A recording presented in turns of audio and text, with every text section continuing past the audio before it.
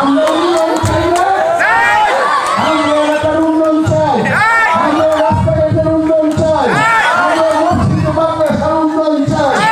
এই উন্নয়নের স্বার্থে আমরা আমাদের প্রিয় নেতা বর্তমান সংসদ সদস্য সালাউদ্দিন বাবুর সুযোগ্য ছোট ভাইকে আমরা আগামী উপজেলা নির্বাচনে আমরা উপজেলার চেয়ারম্যান হিসেবে তাকে বিজয় এবং বিপুল ভোটের মাধ্যমে আমরা শিমুলিয়া থেকে বিপুল ভোটে নির্বাচিত করব এই আশা এবং প্রত্যাশা রেখে আজকে যারা এই বৃষ্টি ভেজা মাঠে কষ্ট করে দূর দূরান্ত থেকে আসছেন তাদের আবারও আমার ব্যক্তিগত পক্ষ থেকে কৃতজ্ঞতা এবং সালাম জানিয়ে আমি আমার সংক্ষিপ্ত বক্তব্য শেষ করছি।